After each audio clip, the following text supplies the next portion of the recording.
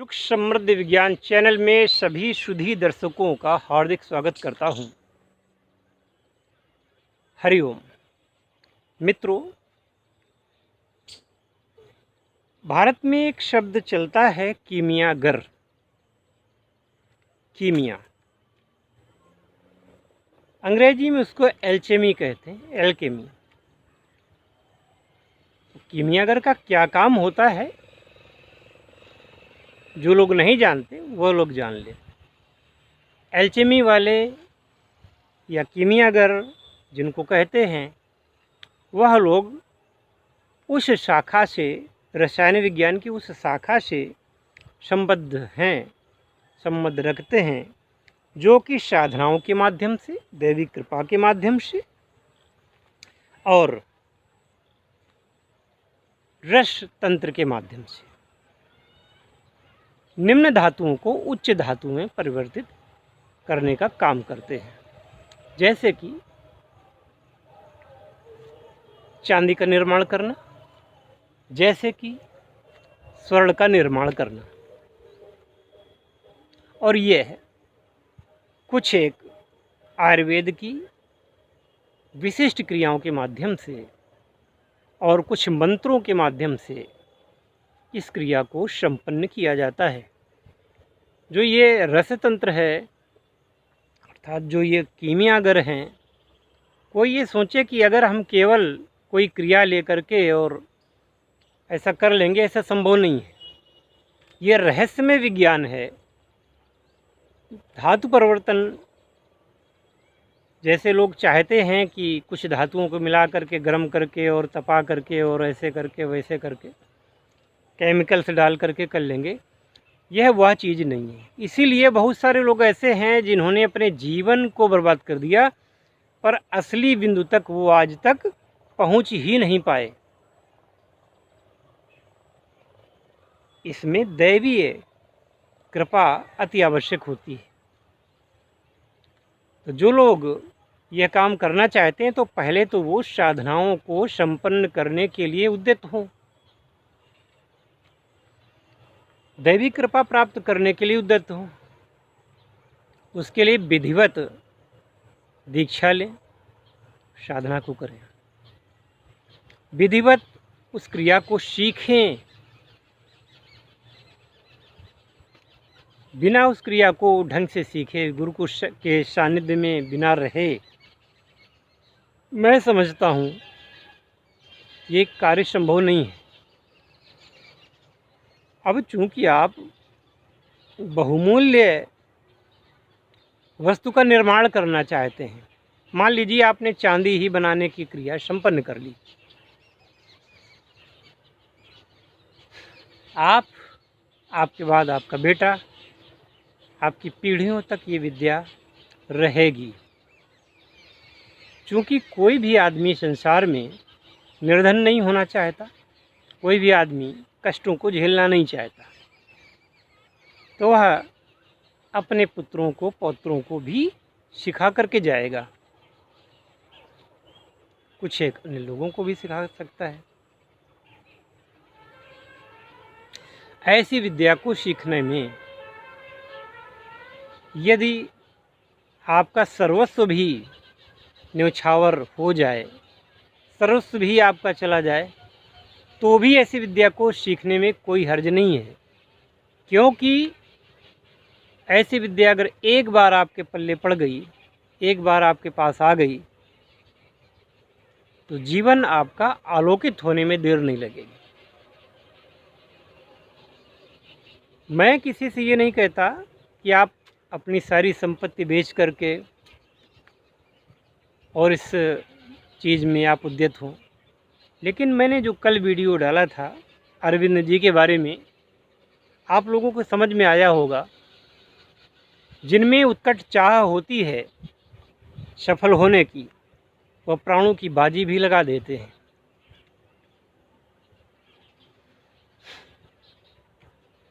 मान लीजिए, ईश्वर न करे, आपका कहीं एक्सीडेंट हो जाता है, आप क्या करेंगे?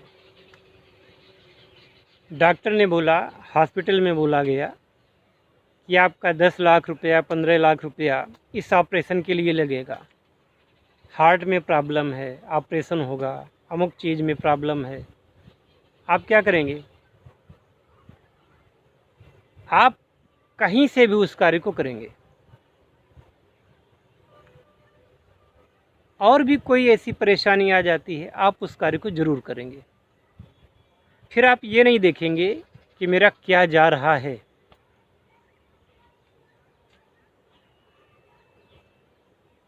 लेकिन किसी भी गुरु के पास जाने पर, किसी भी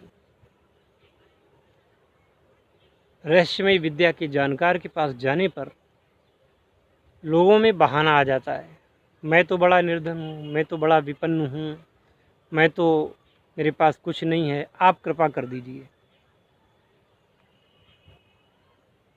ऐसे लोग जीवन में कभी कुछ प्राप्त नहीं कर सकते। जिस व्यक्ति ने उस ज्ञान को अर्जित किया होगा, उस व्यक्ति को ये ज्ञान ऐसे नहीं मिला होगा। अवश्य उस व्यक्ति ने क्या क्या नहीं किया होगा अपने जीवन में। और यदि वो ज्ञान उसको मिल गया है कहीं से भी, तो कोई भी व्यक्ति उस ज्ञान को यूं ही नहीं लुटा देगा आप पर। आज एक व्यक्ति का फ़ोन आता है और वह व्यक्ति गुजरात से था, किस जगह से था ये मुझे याद नहीं है अभी। वो व्यक्ति कहता है कि गुरुजी, ना तो मैं इस विद्या को सीखना चाहता हूँ, ना तो मैं चांदी सोना बनाना चाहता हूँ, ना सीखना चाहता हूँ। अन्य लोगों की भांति ना तो मैं यूट्यूब पर वीडियो ऐसा चाहता हूँ आपका, मैं तो आपके पास आ कर के और इस क्रिया को होते देखना चाहता हूँ। और मैं बिल्कुल गरीब आदमी हूँ, मेरे पास कुछ भी नहीं है आपको देने के लिए, बिल्कुल, लेकिन मैं इस क्रिया को अपनी आँखों के सामने होते हुए देखना चाहता हूँ। मैं उससे यही बोलता हूँ कि अगर चाहे वो वीडियो बना के डाला जाए, चाहे वो सामने करके दिखाया जाए, दोनों एक ही बातें हैं। तो जब तुम उसको सीखना नहीं चाहते, जब उसको तुम उसके योग्य नहीं हो, तो भाई उसको देखना क्यों चाहते हो? क्या ज़रूरत है देखने की? ऐसे लोग बिल्कुल भी संपर्क ना करें, फ़ोन मत किया करो। संपर्क जेन्युइन व्यक्ति करते हैं। कड़वी बात कहता हूँ, कड़वी बात बुरी लगती है, लग जाए। एक ट्रैक्टर खरीदने के लिए आप अपनी सारी ज़मीन को गिरवी रख देते हैं। इसके बाद, ये गांव की बात है, इसके बाद वो ट्रैक्टर भी बिकता है और आपकी ज़मीन भी बिक जाती है।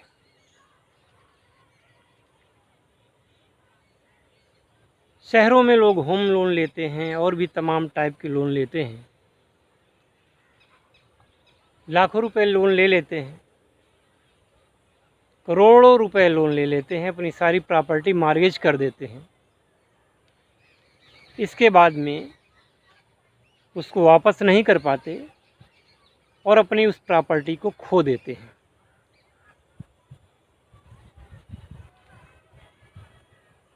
जीवन की सच्चाई है। एक बेटी के लिए वर ढूंढने जाते हैं आप, चपरासी होता है, झाड़ू पोछा लगाने वाला चपरासी जब आप ढूंढते हैं, वो भी 10 लाख रुपए आप देते हैं उसको शादी में। क्लर्क होगा तो उसकी अलग कॉस्ट होगी, ऑफिसर होगा अलग कास्ट होगी, IAS PCS होगा अलग कास्ट होगी। विरले लोग ही ऐसे होते हैं जो कि दहेज नहीं लेते और नहीं देते। सरकार ने कानून बना रखा है दहेज विरोधी, लेकिन संसार में आप देखते हैं कि कितना दहेज लिया जाता है और दिया जाता है। न देने वाले शिकायत करता है और लेने वाले को तो कोई दिक्कत है ही नहीं। और उस शादी में आप 20 लाख 30 लाख रुपए भी खर्च करके और आपकी बेटी 2 साल बाद तलाक लेके बैठ जाती है। क्या गारंटी थी आपने इतना खर्च किया? वहाँ चूंकि आपने किया था, अपने मन से किया था, आप किसी को दोष नहीं दे पाते।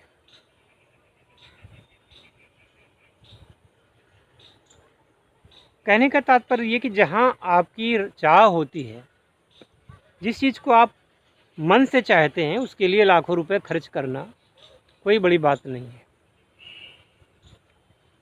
बुंदेलखंड में तो बंदूक खरीदने के लिए लोग खेतियां बेच देते हैं, राइफ़ल खरीदने के लिए खेतियां बेच देते हैं। उस राइफ़ल से उनको क्या मिल जाता है?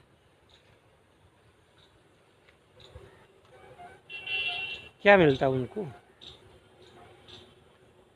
केवल उस शोभा की वस्तु होती है, उससे मिलता कुछ नहीं।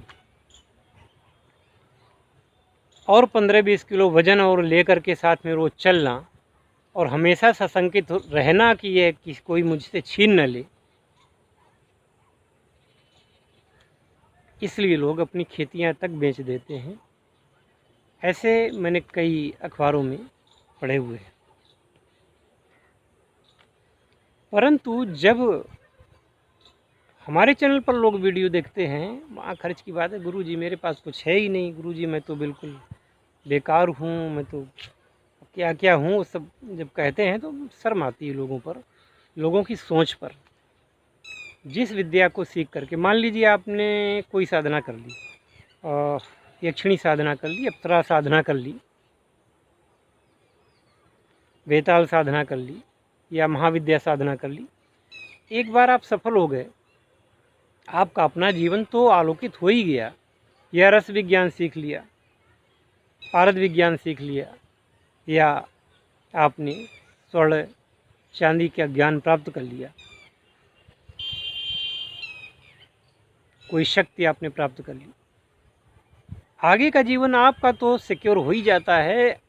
आपके जो आने वाली पीढ़ी है उसको भी एक आप बहुत अच्छा ज्ञान दे के जाते हैं, जिससे कि वो व्यक्ति अपने जीवन में और वो अपने बच्चों के जीवन में कालांतर में ये विद्या उसके यहाँ चलती रहे और लोग लाभ उठाते रहे।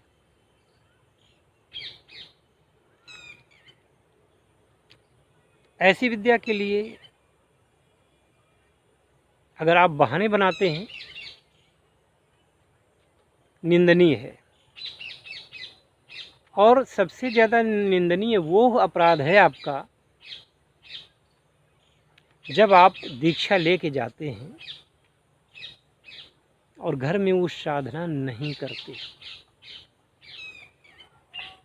इससे बड़ा दुर्भाग्य और कुछ हो ही नहीं सकता। एक सज्जन हैं, कई सज्जन हैं, लेकिन मैं उनकी बात करता हूँ, नाम नहीं ले सकता। काफ़ी उम्र के हैं,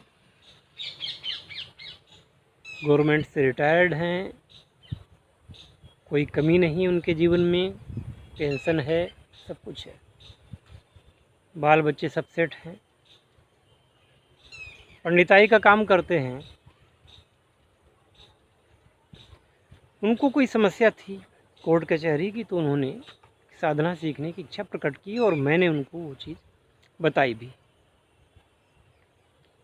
परंतु लगभग 9 महीने व्यतीत होने के बाद भी, पहली बात तो उन्होंने बहुत ढंग से जांचा परखा, 4 बार मिले मुझे 1 साल में, तब उन्होंने दीक्षा ली। अब 8-9 महीने होने जा रहे हैं, वो साधना नहीं कर पा रहे हैं।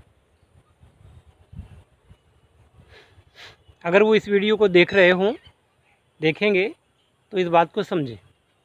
तमाम बहाने, जाड़ा बहुत है इस समय, गर्मी बहुत है।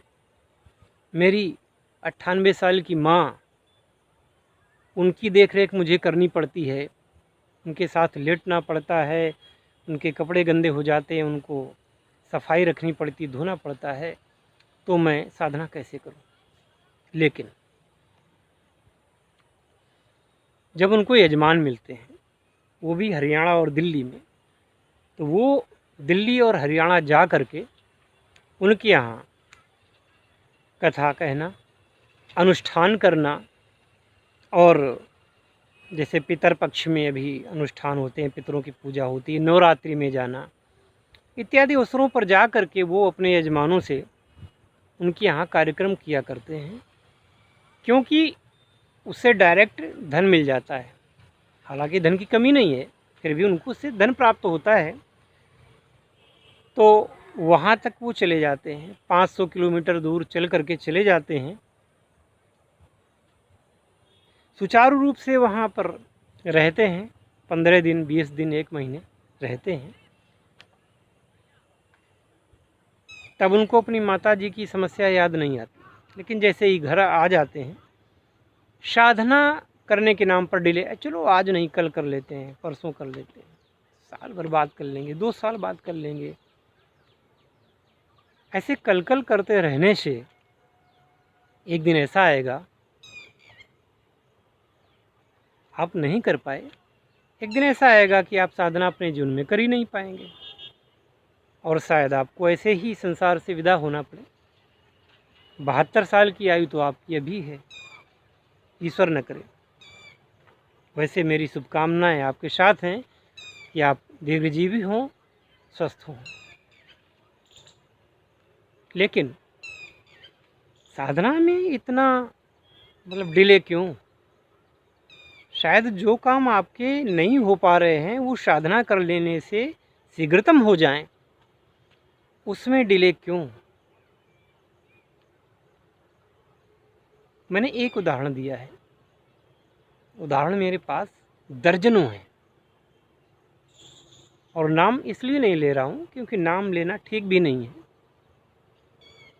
किसी को मैं मानसिक तकलीफ़ नहीं पहुँचाना चाहता, नाम किसी का नहीं लेना है, बस इशारे काफ़ी हैं।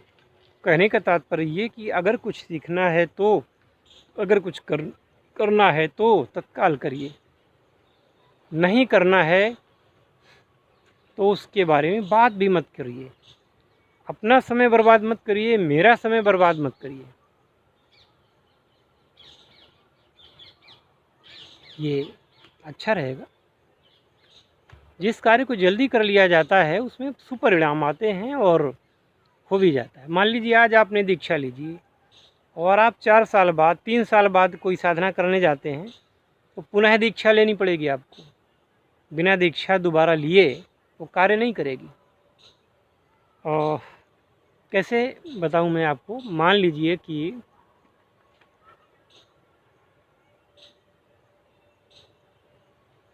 उदाहरण स्वरूप मान लीजिए कि जैसे जो होता है, गुरु एक ऐसा है कि उसने आपको आपके मोबाइल में डाटा नहीं है तो उसने अपने मोबाइल का हॉटस्पॉट ऑन कर दिया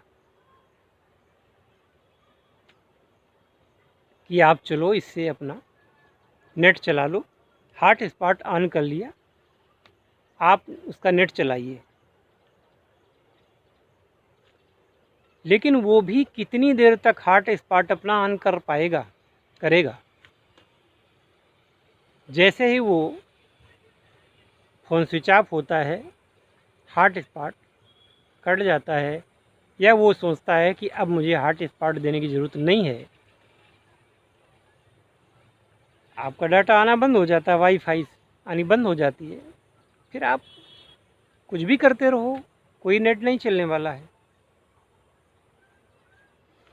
ज़्यादा टाइम हो जाता है तो अपने आप वो आपका सर्वर से आप अलग हो जाते हैं, जो सर्वर उस गुरु ने दिया था आपको। पुनश्च जाइए गुरु के पास में, दोबारा सर्वर जोड़िए, हो सकता है तब आपको सफलता मिल जाए। तो आशा है कि आप विषय की गंभीरता को समझ रहे होंगे, समझ गए होंगे, और अपने जीवन में अगर किसी शुभ कार्य को करने के लिए आप उद्यत हो रहे हों, उसको कर डालिए। भगवान राम ने जब रावण को मारा, लक्ष्मण को उसके पास भेजा, तो यही पूछा लक्ष्मण ने कि आप अपने जीवन का अनुभव बताइए, कुछ हमें ऐसा बताइए, मैं आपको गुरु रूप में स्वीकार करता हूँ, और बताइए आपके जीवन का क्या असली सच क्या है। तो महात्मा रावण, महात्मा इसलिए कहूँगा कि वो साधक था, सिद्ध था, और जानबूझकर उसने भगवान से वैर मोल लिया था, अपने पूरे परिवार को भगवान के शरण में ले जाने के लिए। आप पढ़ सकते हैं रामायण में, रामचरितमानस में, वो सब परिवार वैकुंठ जाना चाहता था, क्योंकि श्रापवश वो भगवान से अलग हुआ था। भगवान का गण ही था, वो भगवान का पार्षद था, जय विजय नाम के 2 पार्षद थे। खैर, तो रावण ने लक्ष्मण से कहा था कि बेटा लक्ष्मण, मेरे जीवन में मैंने जो देखा उसके आधार पर मैं आपको शिक्षा ही देना चाहता हूँ कि जितने अच्छे काम हों वो जल्दी कर डालो, और जितने बुरे काम हों उनको टालते रहो। मैंने अपने जीवन में ये किया कि मैंने अपने जीवन में बुरे काम तो तुरंत कर डाले, और अच्छे काम मैंने टालता रहा। मेरे मन में एक इच्छा थी कि मैं स्वर्ग को जाने वाली सीढ़ी तैयार करूँगा, जिससे लोग सदैव स्वर्ग जाएंगे, और मेरे मन में ये हार्दिक इच्छा थी कि मैं हर किसान को एक बादल दूंगा, जिससे वो उनकी खेती न सूखे। और मैं ये नहीं किया, जो काम नहीं करना चाहिए था वो काम पहले कर डाला, सीता का हरण पहले कर डाला, जिसका परिणाम आज ये है कि मैं संसार से जा रहा हूँ और वो काम नहीं हो पाए। यह है शिक्षा रावण ने लक्ष्मण को दी।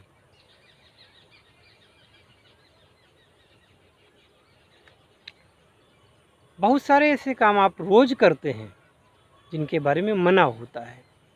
शराब पीना स्वास्थ्य के लिए हानिकारक है, लेकिन आप पी डालते हैं। वो वार्निंग, स्टेट्यूटरी जो वार्निंग होती है, आप नहीं देखते उसको।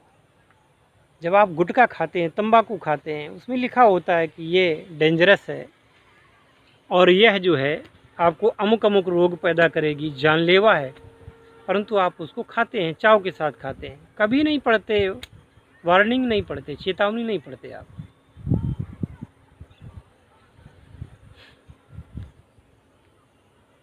दस 20 हज़ार रुपये आप आमोद प्रमोद में खर्च कर देते हैं। देर नहीं लगती आपको खर्च करने में। 4 दोस्त मिल गए, बोले आज कुछ हो जाए, शराब, अंडा, मांस इत्यादि की सारी व्यवस्था, सब कुछ हो जाता है। भले ही उसमें 5,000 खर्च हो जाएं, 10,000 खर्च हो जाएं, पार्टी हो जाए, क्या बात है। तब आपको ध्यान नहीं रहता कि ये बर्बाद जा रहा है पैसा। लेकिन जब आपको कोई जेन्युइन जगह पैसा खर्च करना पड़ता है, सही जगह, तब आपका हाथ तंग पड़ जाता है, आप गरीब हो जाते हैं। और इससे भी बड़ी शर्मनाक बात यह है कि उस गुरु के प्रति, उस टीचर के प्रति, उस ऐसे व्यक्ति के प्रति आपके मन में कभी सम्मान भी नहीं होता। एक हरियाणा से एक सज्जन आए थे मेरे पास, अभी करीब 1-1.5 महीना हुआ है।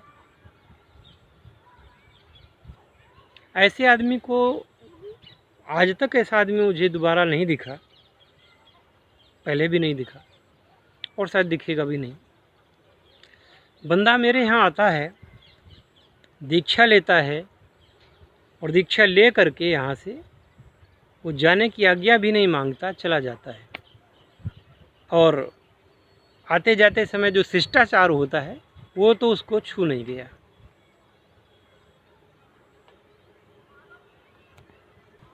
गुरु शिष्य परंपरा का कोई भी नियम फॉलो नहीं करना, दीक्षा ले गया, उसके अंदर जिज्ञासा थी कुछ करने की। मैंने भी दिल खोल करके उसको बताया, क्योंकि मेरे पास आया था। और जब कोई शिष्य बनता है तो मेरा ये बन जाता है कर्तव्य कि मैं उसके हित के लिए काम करूं, और इतनी दूर से आया है तो खाली हाथ न लौटे। तो बताया भी। यहाँ से जाने के बाद उसने सिर्फ एक बार फ़ोन किया, तब से उसने दोबारा फ़ोन ही नहीं किया, आज तक नहीं किया। कोई बात नहीं, वैसे तो ये होना चाहिए कि जो गुरु शिष्य का संबंध जुड़ा जीवन भर के लिए होना चाहिए, और एक श्रद्धा की भावना होनी चाहिए। पर कुछ लोग ऐसे हैं जिनको ये ज्ञान ही नहीं है, वो क्या करेंगे। हरिओम। वीडियो बड़ा हो रहा है, बड़ा बल्कि हो गया है। और भी कुछ बातें हैं और वीडियो में होंगी। फ़िलहाल अभी यहीं तक मैं इस वीडियो को मैंने खींचा, अब विराम देना चाहता हूँ। और सभी लोगों को मेरी हार्दिक शुभकामनाएं। सभी लोगों को विश्वकर्मा पूजा की हार्दिक शुभकामनाएं। हरिओम।